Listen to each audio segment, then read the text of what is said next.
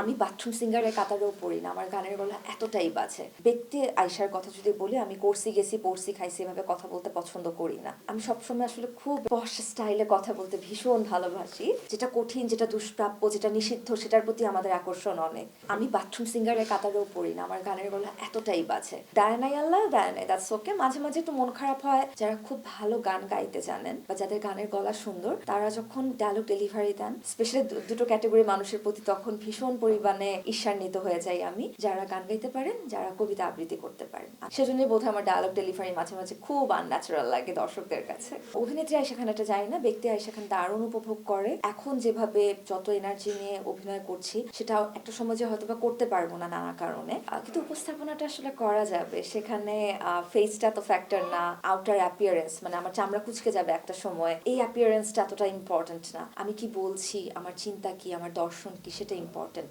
মানুষের সাথে আরো বেশি বিনয়ী হবার থাকে না, যে যা যা যত চেষ্টা দিয়ে আসলে উপস্থাপনের এই জায়গাটা ধরে রাখা যায়। ব্যক্তি আয়শার কথা যদি বলি, আমি করছি গেছি পড়ছি খাইছি এভাবে কথা বলতে পছন্দ করি না। তুই বলার মতন মানুষও আমার সে সম্পর্কে মানুষগুলোও খুব কম, এবং সেটা অনেক পরে যে হয়েছে। লাইক ইউনিভার্সিটি লাইফে ওঠার পর আমার স্কুল লাইফের ফ্রেন্ডদের সাথে তখন এসে দেখা গেছে তুই তোকারির একটা সম্পর্ক তৈরি হয়েছে, বা ভার্সিটি লাইফের ফ্রেন্ডদের সাথেও গ্রাজুয়েশন কমপ্লিটের পর দেখা গেছে তুই তোকারির সম্পর্কটা সৃষ্টি হয়েছে। আমি সবসময় আসলে খুব এরকম পশ স্টাইলে কথা বলতে ভীষণ ভালোবাসি, ভীষণ উপভোগ করি। এটা হ্যাঁ, উপস্থাপনায় যেমন আমাকে একটা এক্সট্রা পয়েন্ট অ্যাড করেছে, আমাকে এটার জন্য খুব বেশি সাফার করতে হয় নাই। ঠিক উল্টোটাই হয়েছে অভিনয়ের জগতে এসে, কারণ অভিনয়ের জগতে তো এক একটা ক্যারেক্টার এক এক রকম ভাবে কথা বলে, সবাই তো আর ব্যক্তি আয়শার মতো কথা বলবে না। এখানে এসে অনেক সাফার করতে হয়। এটা কো আর্টিস্টের সাথে কাজ করতে গেলে যতটা না ফিল করি, তার থেকে বেশি ফিল করি যখন দর্শকরা কমেন্ট সেকশনে লেখেন ওনার অভিনয় অনেক মেকি লাগে, ওনার ডায়লগ ডেলিভারি ভালো লাগে না।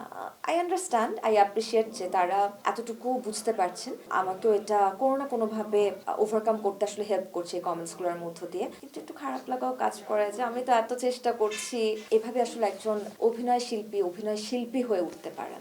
আমি একটা জিনিস বুঝে গিয়েছি থার্ড সিনেমাটা করার পর, আমার হয়তো বা সিনেমাতে লাক ভালো না, অথবা এই মুহূর্তে এটা আমার ভাগ্যে নেই। থাকে না যে আমরা তো দিন শেষে সবাই মানুষ, আর মানুষের একটা সাইকোলজিক্যাল ন্যাচারাল প্রবলেম হচ্ছে, যেটা আমাদের কাছে খুব সহজলভ্য, আমরা সেটাকে গ্রহণ করতে চাই না। যেটা কঠিন, যেটা দুষ্প্রাপ্য, যেটা নিষিদ্ধ, সেটার প্রতি আমাদের আকর্ষণ অনেক। তো একটা সময় যে আমার মনে হয়েছে যে আমিও হয়তো একই কাজটাই করছি, এমন কিছুর পেছনে ছুটতে চাইছি যেটা আসলে আমার আমার জন্য এখনো তৈরি হয়নি, বা আমি সেটার জন্য তৈরি হয়নি।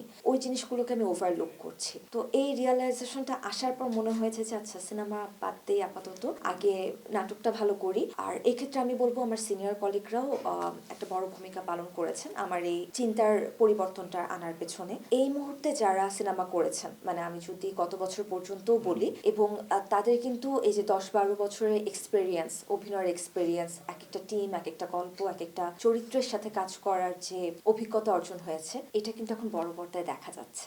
কত ইঞ্চি টিভি স্ক্রিন বাসায় আমাদের, একটা হোম স্ক্রিনের হোম থিয়েটারের কথাও যদি আমি বলি, সেটাও হয়তো বা 75-85 ইঞ্চ, অনেকগুলো 85 ইঞ্চের স্ক্রিন দিয়ে কিন্তু আমাদের সিনেপ্লেক্সের বা সিঙ্গেল স্ক্রিনের ওই মনিটরটা তৈরি। ছোট্ট একটা ভুল অনেক বড় করে দেখা যাচ্ছে, বড় একটা বা সূক্ষ্ম, খুব সূক্ষ্ম একটা ইমোশন কিন্তু তুম বুকে যেয়ে লাগছে।